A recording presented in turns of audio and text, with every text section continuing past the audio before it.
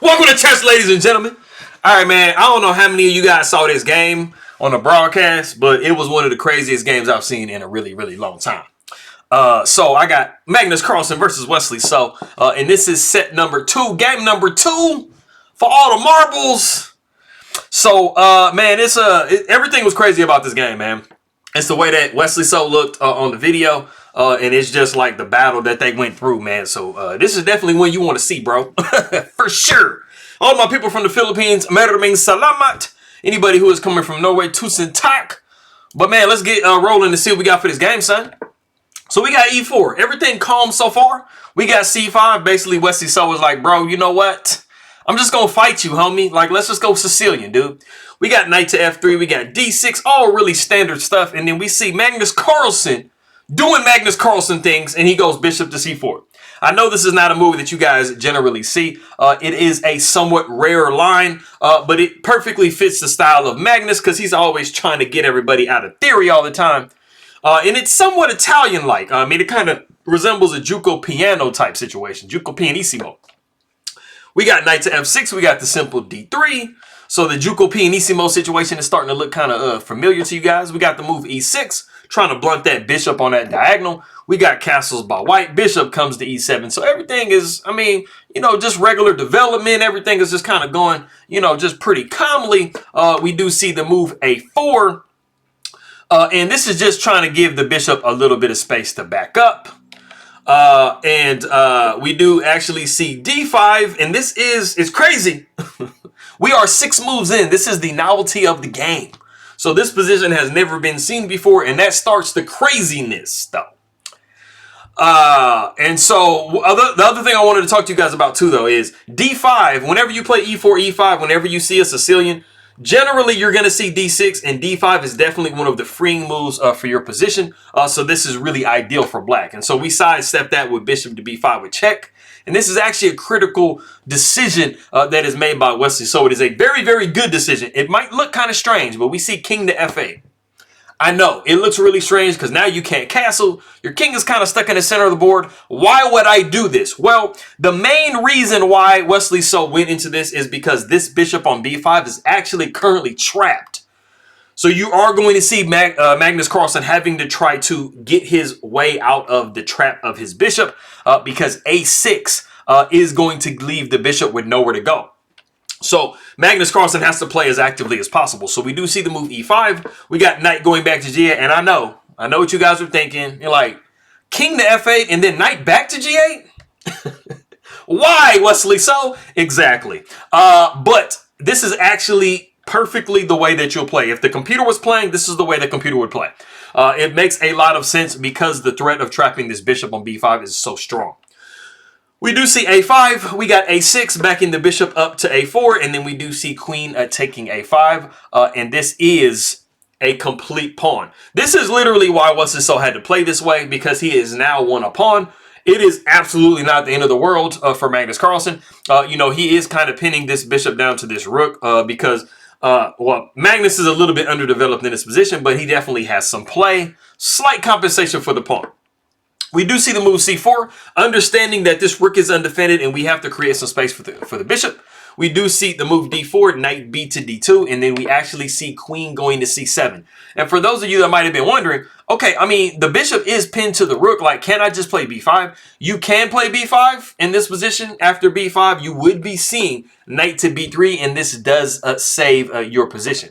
Also, another thing before knight B to D2 was on the board, you really didn't have B5 because bishop to D2 was going to attack the queen and give you the crucial tempo that you needed to make sure that you can escape. So, you know, you were not trapping anything on this queen side. But you do have a pawn if you're Wesley So, I mean, hey, it's something.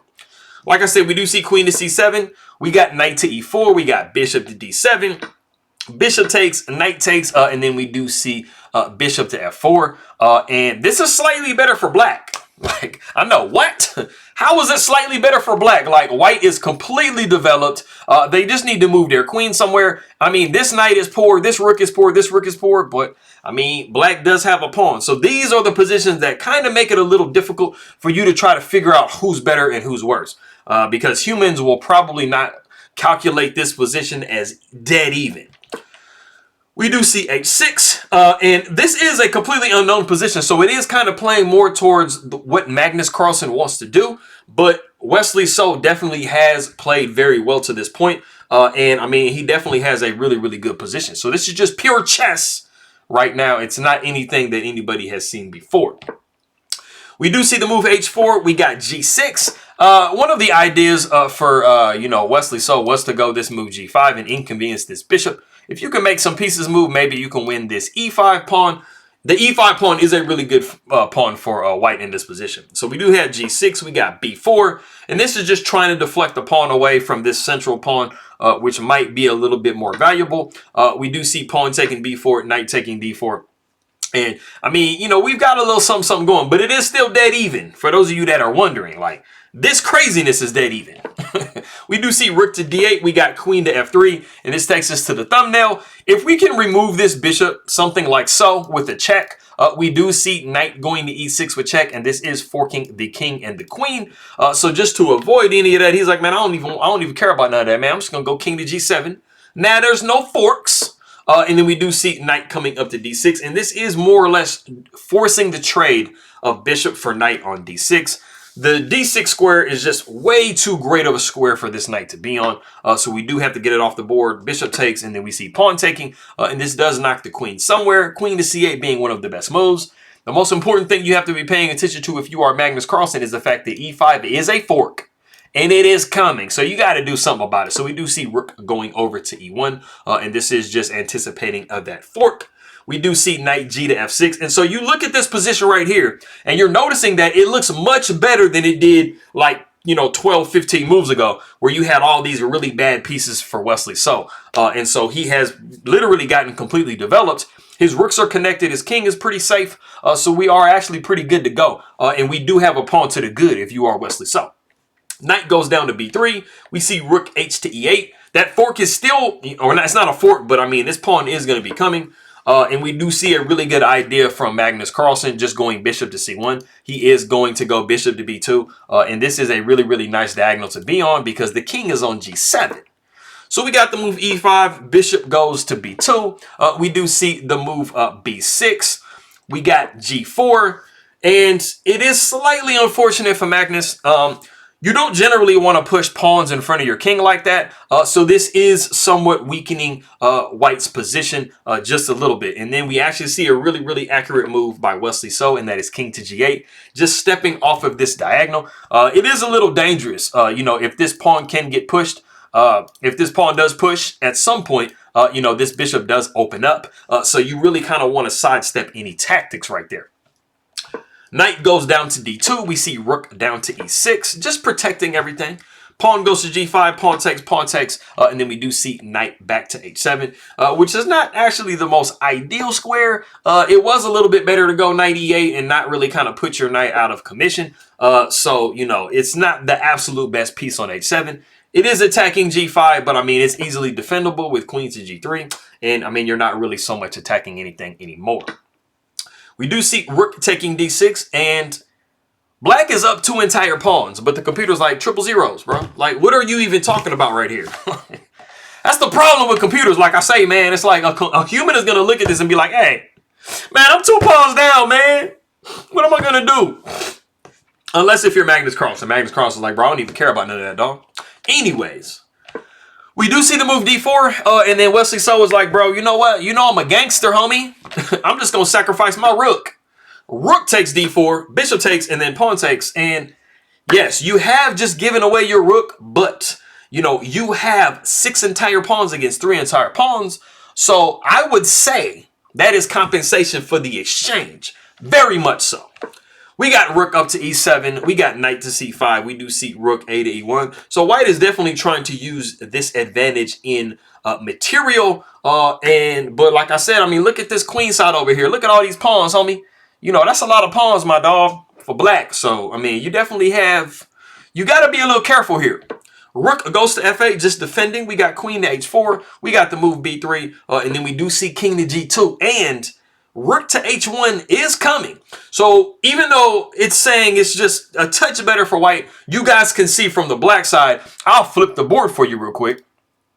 From the black side, this looks really, really dangerous. Like, this rook is coming over here, and it's about to be something going on, bro. So, Wesley So definitely has to play in a specific way. But Wesley So being Wesley So, he's like, hey, I'm going to play that specific way. Rook, queen goes to f5. And we are actually really good. We are counterattacking this pawn right here. We do see rook 7 to e5. Some of you might be wondering, why don't I just go rook to h1 now? I mean, that's mating and stuff, right? Well, black has a really, really nice in-between move that they can check in, toss in there. After rook to h1, we would be seeing queen to g5 with check, and this does save the day because now you are forking the queen and the rook and the queen and the king. So you can't quite go rook to h1 yet. So that is why we see Magnus try to knock the queen somewhere. And if you are going to retreat, you absolutely have to go queen to d7, and this is now laterally defending. Rook to h1 with a f pawn push. And then you see Magnus trying to knock Wesley So further away because he's really trying to do rook to h1, but we just see Wesley So sidestep to c7, and we have maintained the lateral defense. So after we see rook to h1, f6 does save the day, protecting this knight. It gets really, really dicey here. Magnus Carlsen has 5 seconds left. Wesley So has 10. They are playing hyper bullet chess right now. And so this is where everything gets like way more exciting. We do see knight to e4. We got pawn takes g5, knight takes g5, and then we do see knight to d3. And this is a very, very tricky move.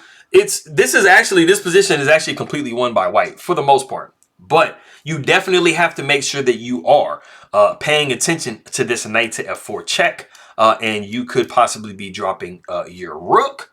So we do see Magnus Carlsen going knight to e6, defending against that. We got queen sliding over to f7, completely disregarding the rook. We're like, bro, my position is actually, not the best if you're Wesley, so I got to just kind of give something up, bro.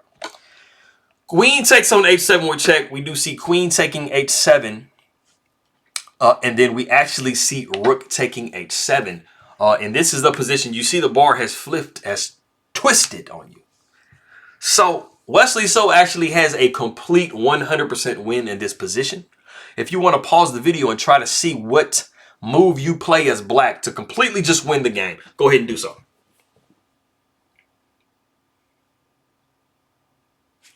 All right, so I think a lot of you guys, when you're doing tactics, what are you looking at when you're doing tactics? Checks. Like, if you are looking for a check in this position, if you're black, then you would absolutely find this move because there really is only one logical check to place on the king. If you're black, you notice that, I mean, you do have the ability to capture this rook. You do have your rook on pre. So what better way to get out of all of that than to place a check on white first? If you guessed rook takes f2 with check, you would be absolutely correct. This is like so one that I could jump in Wesley. Well, I mean, pretty much anybody can jump in Wesley So's position and you just win the game against Magnus Carlsen. But this does buy a tempo. It gets the rook out of danger, and you are absolutely going to be grabbing this rook next move. After, let's just say, king to g3, king takes h7, and you are, like, look at all these pawns, bro. You got 5 pawns against 1. I don't care who you playing, bro. Ain't nobody losing this game. But we actually do not see that. In time trouble, Wesley goes king takes h7 instead, and he completely drops his rook. But it is actually a better position, believe it or not, for Wesley So. Knight takes f8 with check. You just simply go king to g8. You're not worried about it. Like I said, black has an insane amount of pawns. Like, look at all these pawns. They are definitely compensated for being down an entire piece.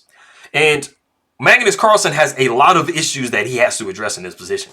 One of the only moves in the position is actually to go rook to d6, not even saving the knight, because this pawn is super close. You have to do something about that. So after we see rook to d6, we see b2, and then just in time, rook takes b6. But this a pawn is actually going to be very, very complementary to this b pawn. We do see a5, we do see rook to b3, and I have to be honest with you, this is a non-move, simply because it really doesn't do anything.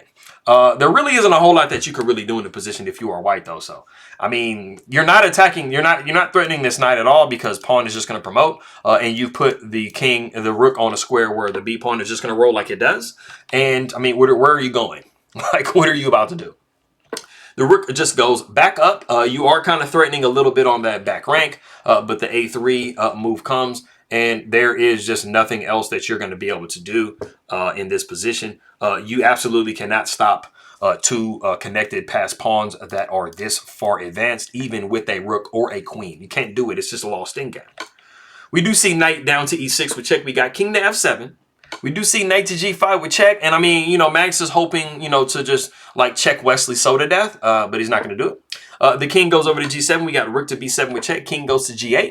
We do see knight down to e4. We got a2. And like I said, I mean, there's nothing you can do about these pawns. We got knight to f6 with check. The king goes to f8. And we do see rook to d7. And there is an only move that you have to play here to prevent a draw. Yes, you've heard me correctly. A draw. If you do not find this move, which Wesley so finds, it is an absolute draw because you literally can get checked to death. The move that I'm looking for is knight to f4 with check. You have to get this knight back into a position to prevent the drawing idea that Magnus Carlsen has. The drawing idea is, let's say you just promote the pawn. You're like, hey man, I'm gonna get a queen. You actually just lose the game, like not lose the game, but you draw the game. Because the knight is going to go to h7 with check, and you are going to constantly be able to check the king. You're either going to just shift back and forth, or you're going to go over here, and you are going to be looking at a possible checkmate scenario. So Wesley had to find this knight to f4 idea, and then after the king moves, knight to h5, it shuts all of that down. So this, with literally having no seconds left, is a really, really nice find by Wesley. And after we see this move knight to h5, it is in this position that Magnus Carlsen resigns the game, and he does it with a smile because he's basically like, bro, you just figured out like how to prevent my little idea of this draw. So it was actually kind of a funny ending. It was a really, really exciting game to watch. So if you guys actually watched the game on the broadcast, then you guys was like, because I was like looking at it like, bro, oh, this is crazy. And I was watching it like in slow motion and everything. It was funny, man. So that, I mean, it was exciting for me to watch, man. So anybody out there that actually watched the game, they know what I'm talking about. The commentary. Oh, he did this. Oh, he missed it. It was crazy. It was crazy. So I appreciate everybody very much. Maraming salamat king makaibigan po sa nanonood in king my video. Magandang umaga, magandang apon. Ingat lagi to you guys. Sige. And Tusen Tak and God Morgan for anybody coming from Norway. And I'm going to see you guys next time.